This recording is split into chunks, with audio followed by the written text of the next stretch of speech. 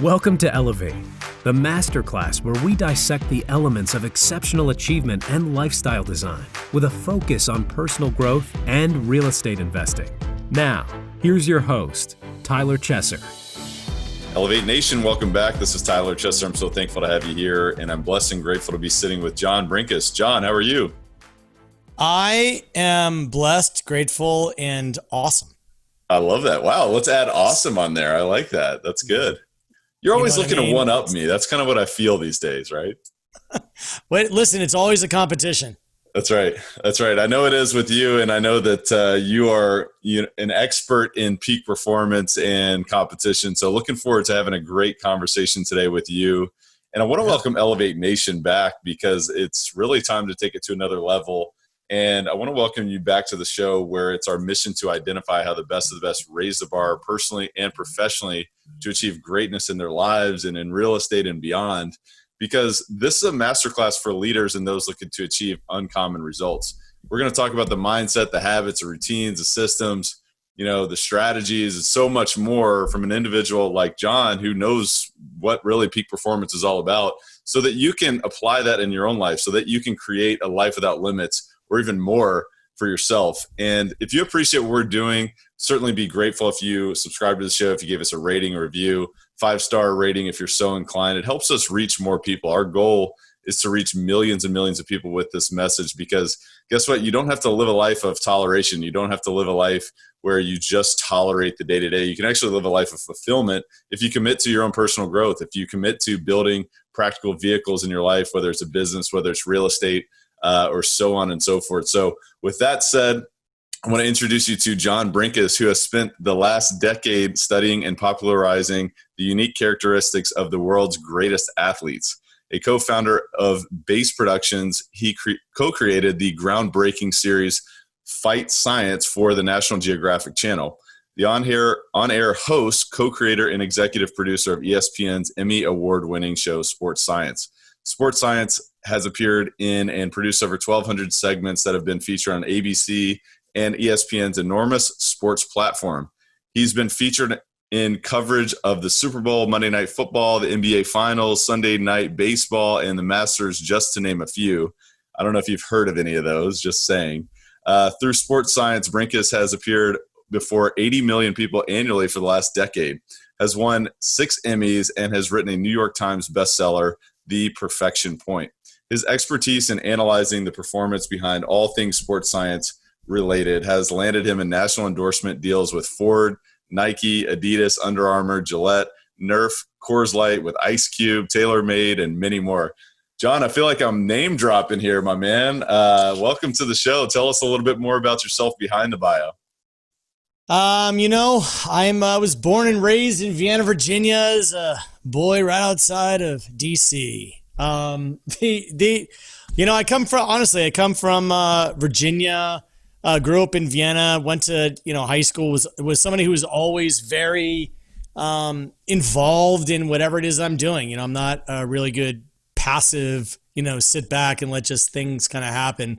I'm always the kind of person that wants to make things happen. So, whether or not it's, being in the student government or, playing sports and being a really active part of it or, learning something new and then, it extends from being that really curious kid to then going out and being an entrepreneur and, saying, hey, I want to make movies and TV shows and, kind of stuff that sounds crazy to do. And there's certainly no guidebook as to here's how you do it.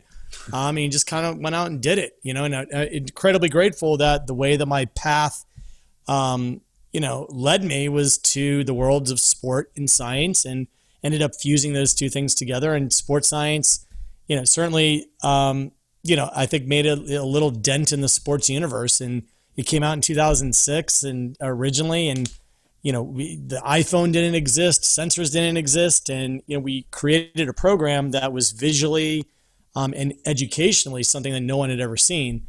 So it, you were reading there was 1,200 segments.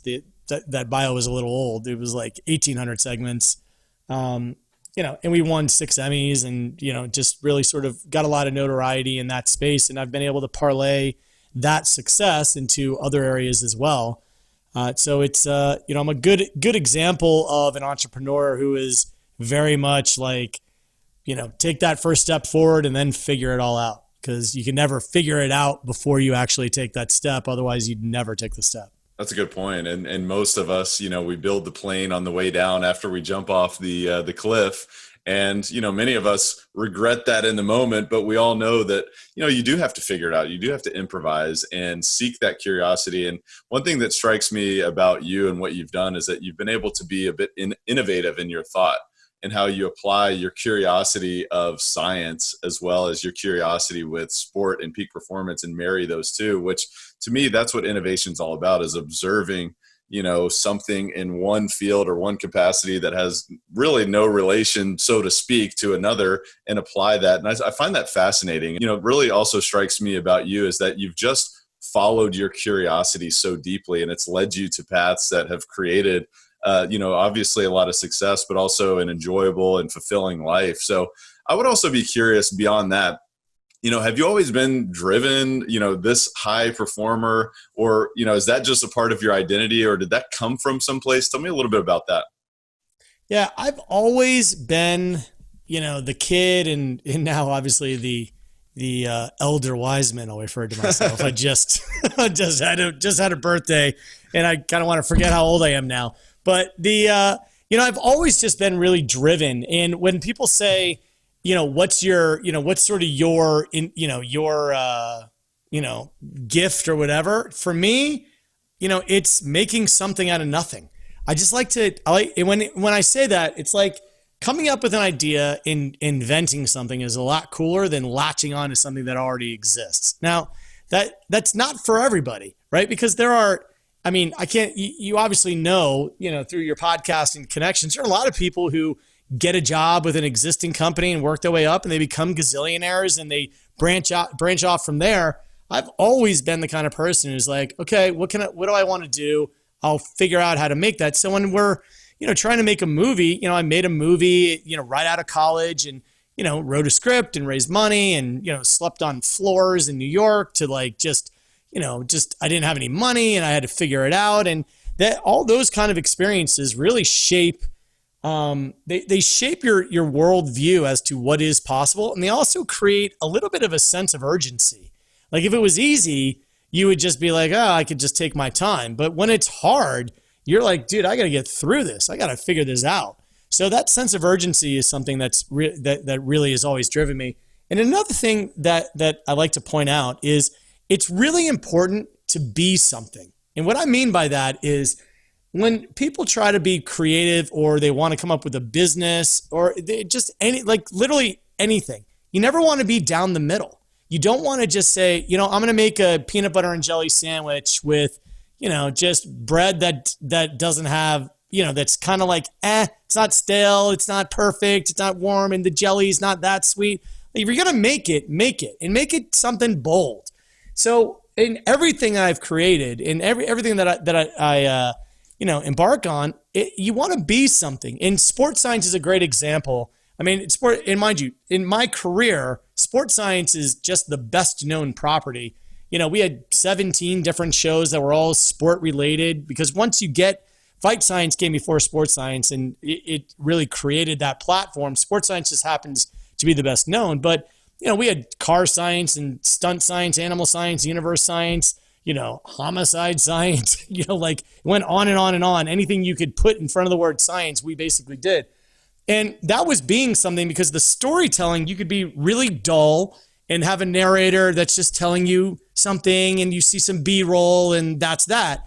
I was just very, we got to really kind of make this something that people are going to talk about around a water cooler. And in terms of aiming, I was never aiming for the sport fan. I was aiming for people who just could appreciate human beings. Because I think that there are far more people who marvel at humans than are fans of sport.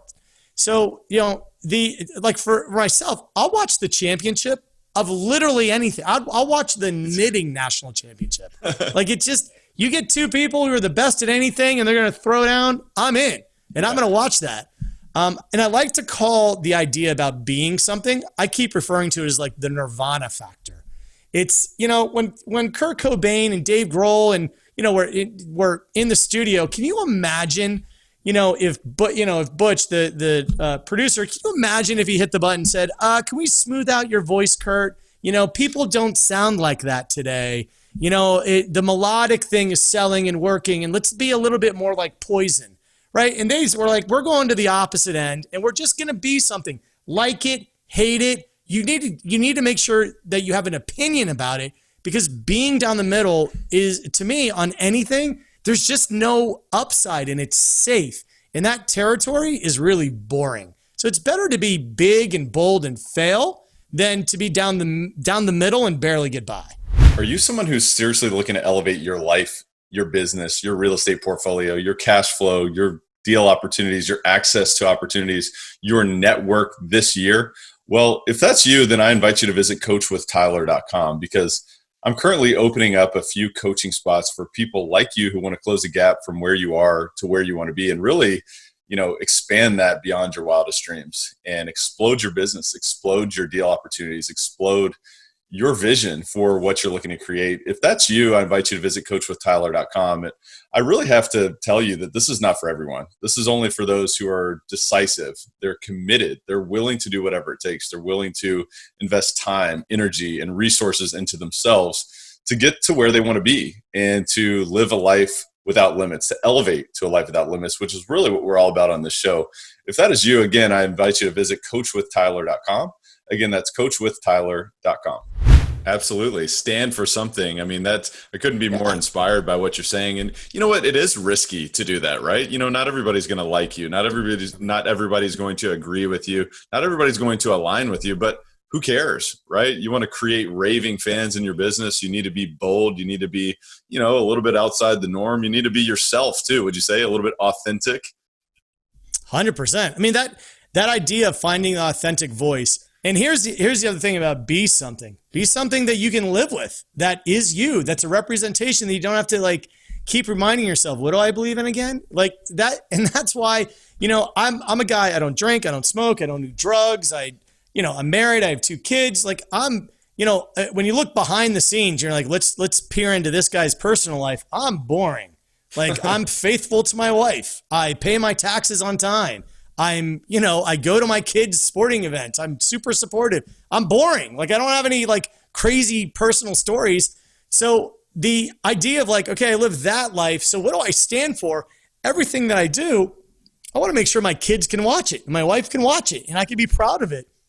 So being involved with sports science in terms of education and entertainment, anything that I do, I don't want to have to apologize. I just don't. So whatever endeavor people want to take on, if it's in your wheelhouse of I'm really passionate about this, I just ooze it naturally. It's such a cliche of well, then you're not going to work. You're doing something you love, which is true. And usually, if you do that, you can end up finding your way a lot easier than if you say, oh, I want to be a fill in the blank just because they make a lot of money. That usually doesn't work out. Absolutely. And I just wanted to make a mention that I totally agree with you on, being so fascinated with sports and just peak performers and the best in their field, because there's always something to learn. There's always something to grow from. There's always something that you can apply yourself. And whatever it is that you're doing, whether you're running a business, whether you're being creative in your thought, whether you're building relationships, what can you do to show up and be the best at what you're doing, which is really what I love about what you do. And I really admire the curiosity and the application with which you've taken your career. So I'd love to know, let's go down that path. what fascinates you about the science of peak performance, the science of sports in particular? And let's go down that path. This is, it's an interesting time to even have this discussion, because I'm a big fan of science. I'm an even bigger fan of making compelling arguments. I always say, pick an argument you can win. In my major in college was actually called, and everybody can get their laugh track out.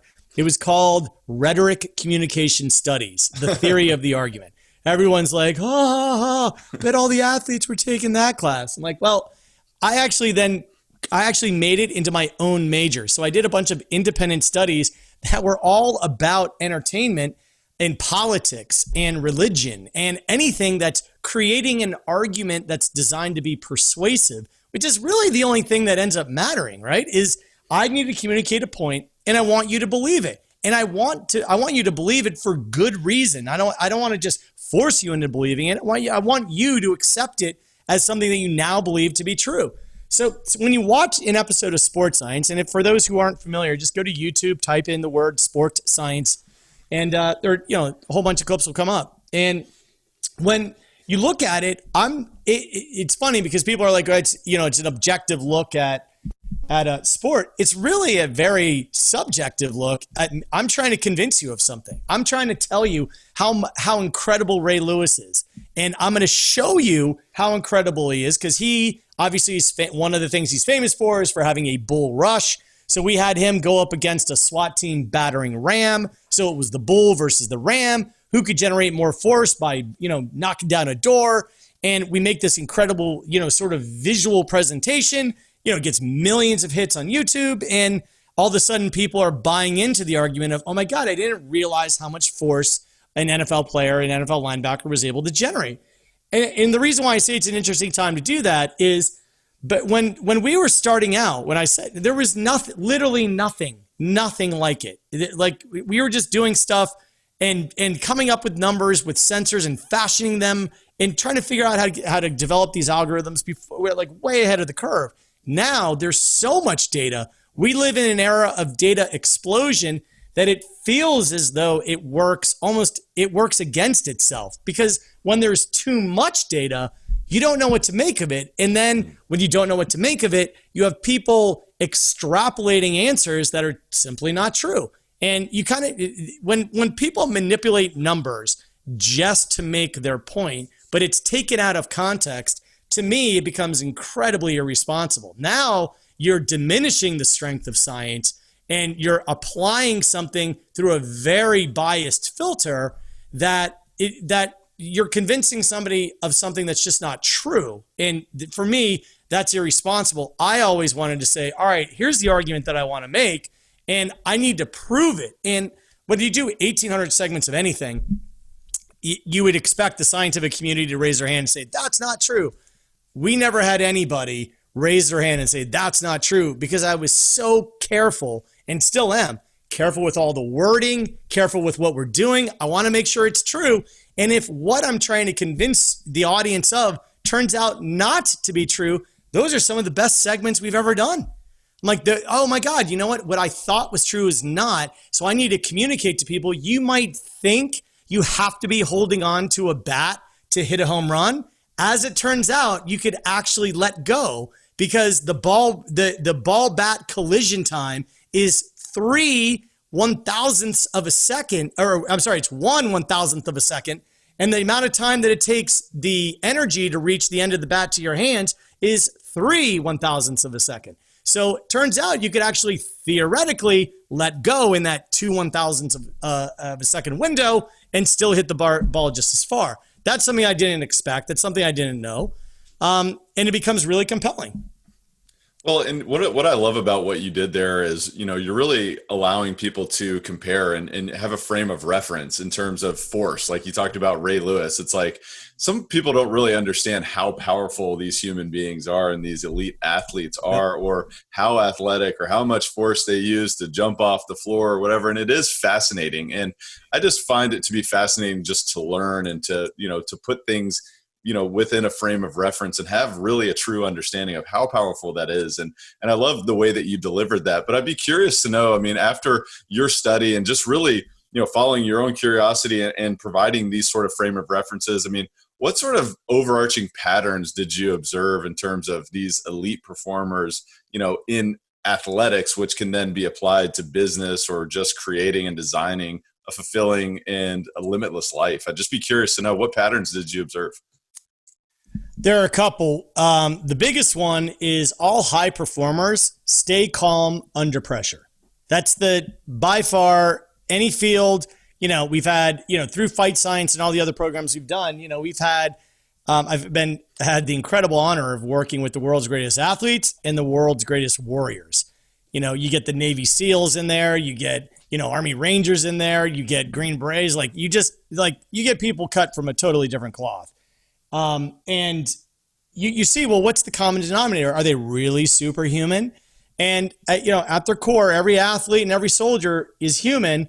The difference is when that pressure gets turned up, when it gets really hot, like who's freaking out and who's staying calm. That is by far the biggest differentiator. The second differentiator is the lack of being complacent. It's the ESPN just ran The Last Dance, and it's incredible. I've had the incredible honor of getting to know Michael Jordan a bit. And when you say he's just not complacent, think of how many times in his life he could have just said, you know what, I'm good. Everyone's calling me the best. I'm good. I've won a bunch of championships. What else can I do? But that idea, the ending of The Last Dance, where it was like, we could have won 7. Like that was his headline rather than we won 6. It's like, we could have had 7. Like that idea is what drives people. It's, by no means am I putting myself in the same sentence as Michael Jordan, but to people who want to, create and do something and make an impact, you're never looking in the rearview mirror. You're like, yeah, whatever. I got that. I'm the kind of guy like, if you have an award or do something, I'm like, yeah. I got it. What's the next thing that we're doing? So, there's that idea. And then I think thirdly, there is the idea of being what I like to refer to the Goldilocks zone. You're big enough, strong enough, fast enough, smart enough. That's where you reside. People are really obsessed with the idea of being the biggest, strongest, fastest, smartest. And I say, look, you can analyze this any way you want. Sure, if you want to win the 100-meter dash, you have to be the fastest, obviously. But life is not a 100-meter dash. Life is more like a decathlon. And you have to be really versatile at everything. You got to be able to be a friend and a father and a husband and an entrepreneur. And, you got to have wear all these different hats. And you got to be good enough at it that you can pass, the test that's in front of you. And when you can't, you get stuck. So you see, kids who are determined to be a prodigy in sports. You're amazing. And if they don't figure out that, yeah, you're amazing in high school and not that amazing in college, they never make it to the pros. And then if they're good in college, but then they make it to the pros and they didn't want to get better, they just, you forget about them. And life is going to forget about you because you're not falling in that Goldilocks zone. So I always tell people, believe me when I say I am the farthest thing from the smartest guy in the room, but I'm just smart enough to know I'm not that smart. And when you realize, okay, I know where I can assert myself and not assert myself and say, all right, I'm not that smart in this. I just don't know anything. That curiosity drives you to learn more and to sit back when you should sit back and pounce when you should pounce.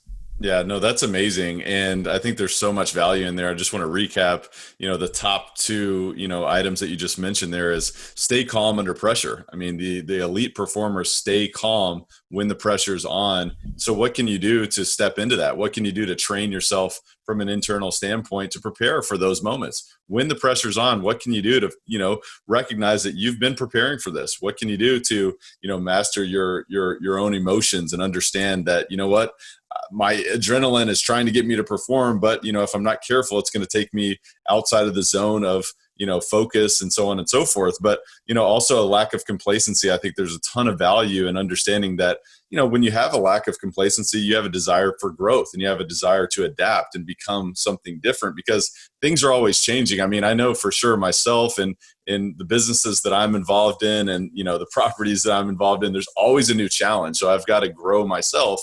That's why I'm so passionate about personal growth, is because if you can grow and be versatile as a human being, as you mentioned, you can show up and you can perform and you can, rise to the occasion when the pressure's on because you have done the work. And so I love what you also talked about in terms of being versatile and being able to, play these different roles. I mean, tell me how that works for you. I mean, I kind of liken it to being a quarterback in my own business. It's all right. We know the plays, we've got the team. Let's make sure that we're putting the best players on the field and let's execute. And, I don't have to be the outstanding player at each position, but I can direct and guide and work that way. It sounds like that's the same philosophy that you have. So tell me a little bit about that and how you play that role. Yeah, I like the visual image of water. And ESPN just ran the Bruce Lee documentary, Be Water. And look, there are a lot of religious references of water and to be like water. And when people are like, what does that actually mean? It's like, just think of the different states of water. Like, think about how versatile water is, right? Like, water creates clouds, it creates rains, it creates ice. It's like, it has its different forms, but also more importantly, water behaves very differently based on its state. So it can be ice, and when it gets hot, it melts, and when it melts, it evaporates, and then it condenses, and then it precipitates, and it behaves differently based on its circumstance. When you think about that, our lives are really like water. When we are, don't be complacent. The idea is really, think of a pond, in the middle of the forest, and how it's got a lot of bugs in it, and it's got, algae all over the place because it's still and it's not running anywhere, and it just sits there. When you feel, I think that's the most common thing that happens, is we become stale, stinky ponds. That's what happens when you're not moving. But it doesn't have algae and doesn't have bugs all over it, are like rivers, because it's always moving. And it's moving, and it's got to bob and weave, and it goes over rocks, and it hits channels, and it speeds up and slows down. And like, when you have that visual image about this water, the idea of you never step into the same river twice, that's life. That's what we were meant to be like, is to be flowing, constantly flowing. That's the image that I have in my head. And when you have that image in your head, then when you picture like, okay, that was a, class 5 rapid that I just went through. The next time I get to the class 5 rapid, I know what to expect. But the first time you get there, man, is that scary. Second time you get there, not so much. Third time, you actually kind of enjoy it. You're like, all right, what I can expect in life is the unexpected. As it turns out, that's the only thing that's guaranteed. That is, oh my gosh, that reverberates in my life every single day. And I never like to live that, but I know that it's true. And I know that if I can expect the unexpected, I'm ready. I'm ready to be nimble. I'm ready to adapt. As you mentioned, I thought it was a great visual in terms of how the water bends around the rocks. I appreciate you sharing that. Another thing that I love is showing up and visualizing a mind like water as well, and thinking of, okay, well, you know what, we're here and we're going to be present, and I'm not going to think about what's next. I'm not going to think about what I screwed up on before, but I'm here with you, and I'm thinking of what can we do to serve the listeners? What can we do to think of something new? What can we do to be innovative? And, that's really what I think about when you talk about staying calm under pressure, is having the expectation and saying, okay, you know what? I expected the unexpected. I expected them to throw a left hook at me. So what am I going to do now? How am I going to react? And I would imagine that you've experienced that yourself in business. So tell me, what sort of left hooks have been thrown your way? And give me an example of something that you've expected the unexpected, and how'd you show up there? I mean, anybody who's been an entrepreneur for, longer than a couple years, there is no guidebook to it. And the unfortunate truth, it's so funny, of when you think about the hardest thing about being an entrepreneur is you have to deal with other people, like these other people. Why can't they just get it? And the idea of, look, people have their own minds, their own free will, and crazy stuff happens. And when you start growing with a business, and the more people you get connected with, the higher the probability that you find out a story about someone that you're close with or you're working with that you're like, what? And then it throws a wrench into everything. And, when you get everything from like, I can't even go down that. The reason why I can't go down that road is we don't have enough time, and everyone's just going to be like, what is going on over there? But I know that, I've been in business for almost 30 years, literally. So, and the thousands and thousands of people, the crazy thing is all of the, like, you'll have some employee or some client or something that comes up and says, oh, guess what? I'm fill in the blank of like the what and that thing. I can't tell, like, you can almost pick any word and put it in the blank. And I'm like, I've heard a version of that. But as it turns out, when everybody says, oh, I've seen it all, I've been there, I've done that, come, March of 2020, everyone's like, I haven't seen this. And I didn't realize that there was that out there. So I don't know what's next. Who knows? Like, I only know what I know. And I didn't think this was possible, but evidently it was. Yeah, what a great example. I mean, the world that we live in is so unpredictable, and we're reminded like continuously, even as 2020 persists, it's like, whoa, I thought that this couldn't take another turn, but absolutely anything's possible. So what are you doing to control the controllables? What are you doing to invest in yourself? What are you doing to, stay calm under pressure? I mean, because as entrepreneurs, I mean, there's so many factors, there's so many things that are, surrounding us. So what are we doing to stay calm under pressure and, remind ourselves that we're not complacent, we're ready to grow, we're ready to become more, and perhaps there's an opportunity here. So I'd love to know, I mean, how are you investing in yourself in addition to growing your businesses and becoming that sort of, that water where you're bending around the rock? I mean, how are you investing in yourself these days? I am, I've thrown myself into, really help build, the next business and the next businesses that I'm involved with. I've thrown myself into that. We've recently moved to right outside of Atlanta. We lived in Park City for a long time. It was great. It just, it was time for a change. So, my wife, God bless her, she's lived all over the world. I grew up in Virginia and went to the University of Virginia. So I was in the same place, same house, same, general location for the first 21 years of my life. Like I was just there.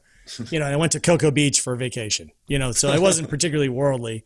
And then when I, got out and saw the world and traveled around and, your eyes and mind get, really opened up. And, we recently moved. So I've like thrown myself into new ventures. It's like, you know what? We need a new chapter. The sports science chapter was awesome and still awesome. I still do tons of work with that kind of stuff.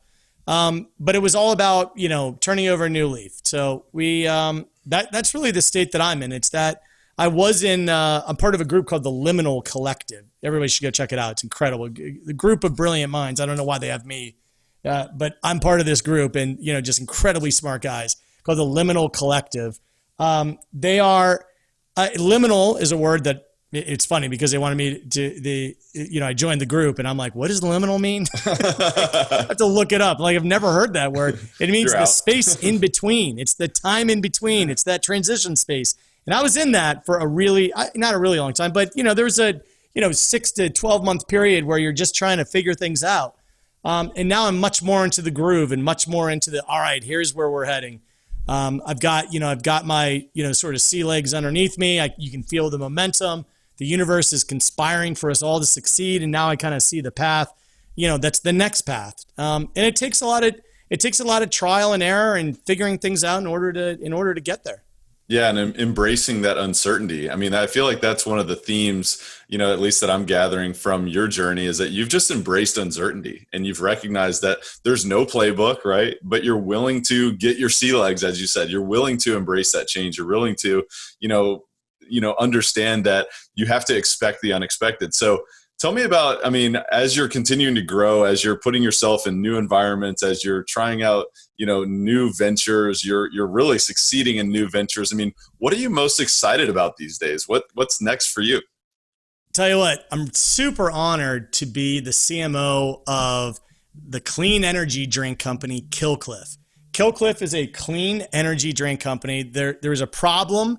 And I'm very passionate about this. There's a problem. The traditional energy drinks, high in synthetic caffeine, loaded with sugar, not only bad for you, but even worse for you the younger you are. And it's a problem. Unfortunately, I know far too many kids who have suffered serious health consequences because of energy drinks. So, I as fate would have it, run into Kill Cliff. And, John Timar, who's the COO there, is just an incredible person. Recruited me to be the CMO, and we're taking off like gangbusters. We have Kill Cliff. We have a CBD beverage. We have a beverage with all natural caffeine called Ignite that just has new packaging, new flavor formulas. It's an unbelievable product that I can tell you I only throw my name behind companies and products that I really believe in. No sugar, nothing artificial, nothing fake. I used to only drink water. Now it's water and Kill Cliff. So go to Kill Cliff, KILLCLIFF.com. Go check that out. Also involved with, I've got an app coming out with Intel that's called Soul and Science. It's sports science taken to the next level. We shot it all in a 20,000 square foot dome. with over 100 cameras shooting 8K simultaneously. It's like bullet time on steroids. It's an incredible app. I have, there's a self-defense class that's coming out. Because of Fight Science, I worked with Amir Peretz and Bas Rutten. And there's a self-defense class that they're offering for the first time. That's a free self-defense class. If you go to saveyourlife2020.com, saveyourlife2020.com, check that out. And also check out, I have a venture with a guy named Eric the Trainer, who's one of the best trainers in the world. He's based out of Burbank. And he trains the stars, and he has this incredible online class every morning. It's called Morning Glory Live. Go to morningglorylive.com, register for that. Just a few of the things, I'm really blessed to be involved with some incredible people. Check out Kill Cliff for sure. That's your order it, you get it right away. Learn how to defend yourself. Check out the intel thing. Go work out with Eric the Trainer. We got a lot of really great stuff going on. That's awesome, man. And I can just tell that you don't have much going on. I mean, I just feel like maybe there's a hobby or something you could pick up. I don't know. I can just tell you're pretty bored over there. So I appreciate that. I love when I ask what you're most excited about and I get, 6 different very exciting ventures. So super excited to hear that. And we'll definitely put links in the show notes for all of that. And I appreciate that. Tell me, what would you say if you were to point to one thing that you've really kind of gotten 1% better at recently, what would that be? Just out of curiosity. I will tell you, I've gotten 1% better. I've got 1% better at being present. I really have. Because that sort of transition period in between everything, it's a funny thing. And if you're in real estate, and your people sit back, and real estate's a great example. I own this, got this great property. It's generating me cash. It's sit back. What could go wrong? It's so easy. Like when the list of the things that could go wrong, when they do go wrong, or when something happens, you're like, oh my God, you're going to pull your hair out. But then once you fix it, and it almost feels like it didn't happen. You're like, oh wait, God, I didn't even remember when that did happen, but that was an awful period I had to go through. Sort of those transition periods in your life, they really teach you, they teach you that we worry way too much. And worrying is about projecting the negative outcome in the future. That's what worrying actually is. You're here and your mind is down the road in a bad place. So that worrying is, it's not good. It's healthy to acknowledge, okay, there's a big deep dragon down that road, so I shouldn't go down there. But I shouldn't worry about it because I don't think the dragon's going to get me. So the idea about being present, I've gotten much better at just saying, here's where I am today. And here's where I know, I've got my vision of the future, where it's going to go, but I've got to execute today, right now. And while I say I've gotten better being present, I've always had to be present, but there's like that extra little level. There's that Bruce Lee level, right? That water level of, you can't look over the waterfall. You still have to go over the rocks before the waterfall.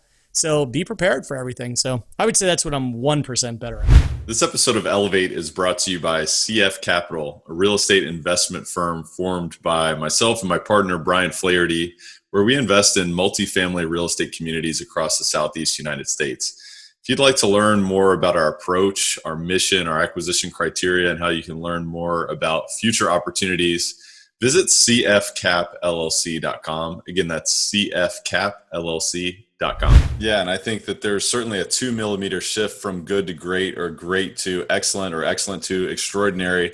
And, you really just described the 2 millimeter shift there. It's about being present. And I think many of the listeners would probably acknowledge that they appreciate that reminder. I certainly do myself.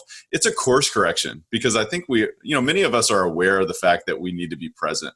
But many of us also go back to the human condition of worrying about the future, about what we may screw up on tomorrow, about all the things that are coming down our path. And I thought it was great that you acknowledged the fact that it is healthy to have an awareness of potential downsides of certain decisions, but not to worry about that. And so, let's all take that as a reminder to be present and to course correct, and to recognize that if you weren't present today, it's okay. We all have those moments, and now what can we do to get back in the present and take care of business and execute and be here now? So I really appreciate that. And John, this is an amazing discussion. I've really appreciated this. I want to transition into our rapid fire section. We call it the Rare Air Questionnaire. And it's all about elevating. It's all about scaling the mountaintop. It's all about, expanding our limits and raising the bar and creating something more and getting a little bit uncomfortable, but creating that life, designing a life without limits. And so, I do cringe a little bit when I ask this question because I know it would be very tough for me to ask it. But if you were to point to 2 or 3 of the most impactful books that you've ever read, what would those be and why?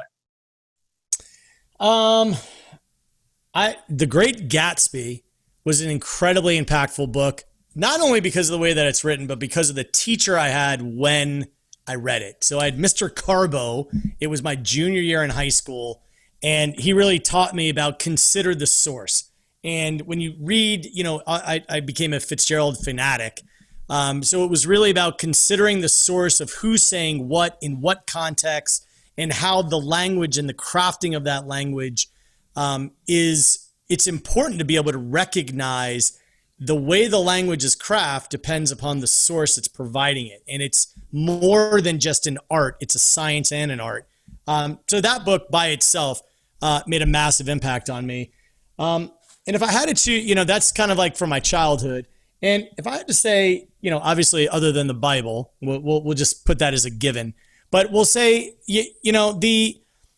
something like Born to Run is, I think Born to Run was a massively important book because it shed light on a topic that ended up changing the course of my life. I was an endurance athlete. Notice the verb tense there. I was an endurance athlete. And, my wife then became an endurance athlete. And when I gave her, the book Born to Run, she became very inspired. And turns out she's a total badass endurance athlete. Way better than I am. And when everyone says, oh, you got chicked, I'm like, trust me, there is no shame in getting chicked. Like, no shame in it. Because I'm not even close to as good as my wife. I'm like an average. I'm literally like an average. I couldn't make a high school track team, boys or girls. So I'm ridiculously average. But it's, Born to Run shed the light on, the idea of, all right, there's a tribe and they run and that's just what they do. They just run and we are born to run. I love the idea of what are we born to do? I don't think we're born to sprint. I think we're born to run vast distances. I really do. That sprinting seems like an artificial construct. Like you got to go really fast from here to there, 100 meters, 10 seconds. I always say beware of round numbers. But life is it's not set up like that. It's not a round number. It's a crazy journey. And sometimes you need to go faster than others, but the all-out sprint just seems to me like it's more like we're running a marathon and we're running it. You might have to stop and fix your shoe because you got a blister. You can use, insert the metaphor here, but it was a really impactful book, not only for me, but for my wife and my family. That's awesome. And I always think of life and business and, all the journeys and the adventures that we go on, a little bit as like a hike. You mentioned insert the metaphor here. It's peaks and valleys. There's times where I'm inspired and wow, I got a great view. And there's other times where it's like, man, I just twisted my ankle and I just fell down the rock and I skidded my knee up and I am starving and oh my gosh, but it's a journey. So continue, take the next step. Right. So that's awesome. And what are we born for is also a great question. I mean, the concepts of innovation and thinking about what are we born to do? And I think we're all born to be great, in my opinion, and form of greatness is different for everyone. But I appreciate you sharing that. John, I'd love to know what's aside from our discussion today so far, what's the biggest way that you elevate your life on a daily basis? Prayer. I pray morning, noon, and night. I'm Catholic and, was born and raised Catholic in a ridiculously positive way because I didn't go to Catholic school. I didn't have it crammed down my throat. I have an incredibly loving family. And, to me, elevating your life with prayer, what's interesting is a priest said in a sermon that it's just stuck with me my whole life. Let your actions be your prayers. And I'm like that, and you say that and it's like, well, that's a simple principle. But when you let your action be your prayer, I have to tell myself that 20 times a day. you have to say, all right, staying calm is a prayer. That's a form of worship. That's a form of, I'm acknowledging, I'm in everybody. And I think the most important thing about what I'm saying is there is no one right religion. Like there clearly isn't. I mean, in my mind, there just isn't. Like there's just no way there's one right way to figure out this incredibly complex, universe. I mean, we all look at it through a different lens, and religion is a great way of setting, kind of guardrails and saying, okay, here's one way of looking at it. And, I just happen to be brought up a certain way. This is how I look at it, but it's no more correct than the way somebody else who's a Buddhist, right? Or a Hindu or whatever. They're like, everybody is relating to the universe in some way. But that idea, of let your actions be your prayers leads you to the ultimate, which is love everyone. Like that idea is something that for whatever reason, look, like no matter what religion you are, like find me the religion where you're like, listen, love everyone. It's all good. Even those who don't agree with you, love them. Like that's a hard thing to actually do. And when people say, oh, well, can you do that? I'm like, sometimes, but I'm not superhuman and I'm sure I fail. And sometimes I get angry and sometimes you get bitter. And for me, the way that I pray all the time, and I pray for strength and pray, for wisdom and guidance and everything else. So, I just pray that my actions are my prayers. Yeah. Wow. And I wrote down that quote, let your actions be your prayers. And I mean, what an amazing, profound quote. And I really think about that, just in terms of like worry, what we were just talking about, if you're worried, that's not an action that's, a prayer, because you're worrying that God or, whoever doesn't have, isn't protecting your future, isn't, bringing you, it's like what Tony Robbins says so much is life happens for you and not to you. And when you're worrying, you're not acknowledging that. And when you're acting, there's so many different ways you could apply this. So I really appreciate that. And if you're listening to this, I would highly encourage you to write that down, pause this and write down, let your actions be your prayer, and love everyone, because everybody's got unique gifts. Everybody's got great things that they can bring to the world, and we're all unique. And man, we could go deep on the religion subject there. And I really appreciate you bringing that up. And that was amazing. But tell me, in just the spirit of loving everyone, what's the biggest way that you elevate others around you? I want everyone, I honestly want everyone to know, I want to know what you know. I ask a lot of questions. Every Uber driver, every, person who sits next to me on a plane, like when you're striking up a conversation, I really want the person to know. I don't want them to know anything about me. I want to know something I want to learn something from everybody I interact with. I met my wife on a plane, sat next to her. Turns out we live 2 blocks away from each other on the same street in LA. Like crazy, right? So you never know who's sitting next to you, but you want to I want to mine for that knowledge. And if you don't think everyone has something that to teach you, then you are a fool, because everyone knows something that you don't. And I want to know. I want to know, what do you do for a living? Where do you live? Where did you grow up? And I try to dive deep and try to get one nugget out of someone. And in terms of how does that elevate? I want people to know you're important. Like you are important and you have valuable knowledge for the world and you mean something. You as a human being are important. And a lot of people just want to use others as a vessel to listen to my story. I'm like, I want to hear everybody else's story and I want to appreciate that story. And I think one of the things that our education system does not do well is put in perspective what it means to be a successful professional.